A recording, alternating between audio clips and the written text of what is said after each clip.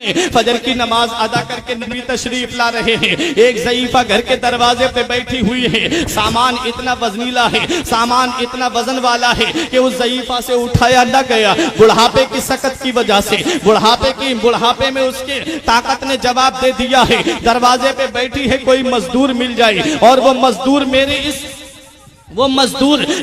इस सामान को मेरी मंजिल तक पहुंचा दे। आओ जरा प्यारे, बहुत गौर से ये वाकया सुनो। मैं बहुत तेजी के साथ आगे तारीख इस्लाम बढ़ाता हुआ चल रहा हूँ। इंशाअल्लाह बहुत जल्द आपके सामने से रुखसत हो जाऊंगा। आओ जरा देखो, मेरे नबी तशरीफ ला रहे हैं। ज़ईफा ने कहा, ए बेटा जरा मेरे पास तो आ। नबी तशरीफ लाते हैं। कहा, बेटा तू कहाँ जा रहा है? फरमाया, अम्मा तुम्हें काम क्या है? बोली, बेटा मैं मजदूर की तलाश में यहाँ बैठी हूँ। बेटा मेरा ये सामान मंजिल तक पहुँचा दे, मैं तुझे मजदूरी दूंगी। नबी ने उस ज़ईफा का सामान अपने सर पे रखा और मेरे नबी उसका सामान लेकर के चल रहे हैं। ज़ईफा पीछे पीछे चल रही है। रास्ते में नबी ने पूछा, अम्मा तुम मक्का छोड़ के क्यों जा रही हो? तो ज़ईफा कहती है, बेटा मैं तो लात बुत की मानने वाली हूँ, मैं तो हुबल बुत की मानने वाली हूँ, मैं तो मनात बुत की मानने वाली हूँ, मैं तो उज़्ज़ा बुत की मानने वाली हूँ। बेटा मैंने सुना है कि मक्के में मोहम्मद इब्ने अब्दुल्ला आए हैं और वो नया दीन लेकर के आए हैं, नया मजहब लेकर के आए हैं। लोग उनके दीन में दाखिल होते जा रहे हैं। बेटा मैं अपने आबा व अजदाद की परंपरा नहीं छोड़ूंगी, मैं तो बुतों की मानने वाली हूँ।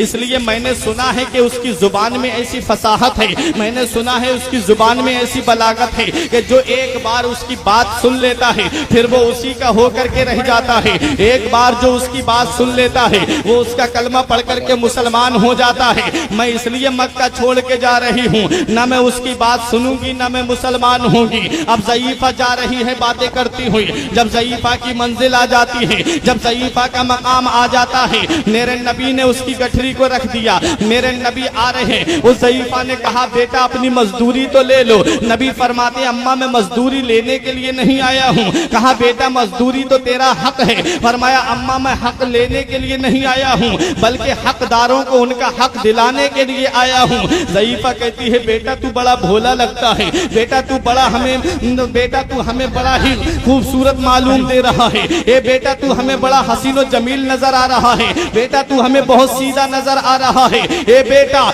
कहीं ऐसा ना हो कि मोहम्मद के सामना तेरा हो जाए। बेटा कहीं तू उसका कलमा पढ़ के मुसलमान हो जाए। ए बेटा मैंने जिस डर से मक्का छोड़ा है, मैंने उस मोहम्मद के डर से मक्का छोड़ा है जो अब्दुल्ला का नूरे नजर है। मैंने उस मोहम्मद के डर से मक्का छोड़ा है जो आमना का नूरे नजर है। मैंने उस मोहम्मद के डर से मक्का छोड़ा है जो दाई हलीमा का जिगर पारा है। मैंने उस मोहम्मद के डर से मक्का छोड़ा है जो अब्दुल मुत्तलिब का पोता है। मैंने उस मोहम्मद के डर से मक्का छोड़ा है जो अबू तालिब का भतीजा है। मेरे नबी इरशाद फरमाते हैं, ए ज़ईफा तुमने उस मोहम्मद के डर से मक्का छोड़ा है जो गरीबों का वाली बन के आया। तुमने उस मोहम्मद के डर से मक्का छोड़ा है जो यतीमों का वाली बन के आया। तुमने उस मोहम्मद के डर से मक्का छोड़ा है जो बेवाओं का सहारा बन के आया। तुमने उस मोहम्मद के डर से मक्का छोड़ा है जो यतीमों का मावा बन के आया। तुमने उस मोहम्मद के डर से मक्का छोड़ा है जो गरीबों का आसरा बन के आया। तुमने उस मोहम्मद के डर से मक्का छोड़ा है जो रहमतुल लिल आलमीन बन के आया। तुमने उस मोहम्मद के डर से मक्का छोड़ा है जो शफीउल मुज़निबीन बन के तशरीफ लाया।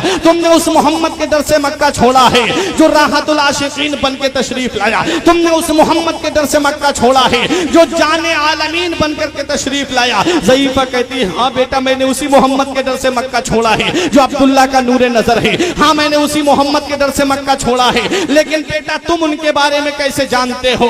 तुम मेरे नबी इरशाद फरमाते हैं, ए ज़ईफा कान खोल के सुन ले, जिस मोहम्मद के डर से तूने मक्का छोड़ा है वो मोहम्मद कोई और नहीं बल्कि वो अब्दुल्ला का नूरे नजर मैं ही तो हूँ, अल्लाह का नूरे नजर मैं ही तो हूँ, वो हलीमा का जिगर पारा मैं ही तो हूँ। ज़ईफा कदमों पे गिर जाती है, नबी की बारगाह में अर्ज करती है, अगर तेरा ही नाम मोहम्मद है तो तेरे जैसा नबी झूठा नहीं हो सकता, तेरे जैसा नबी हमेशा सच्चा ही होता है। इस ज़ईफा को भी कलमा पढ़ा लो और इस्लाम में दाखिल। नारे तकबीर।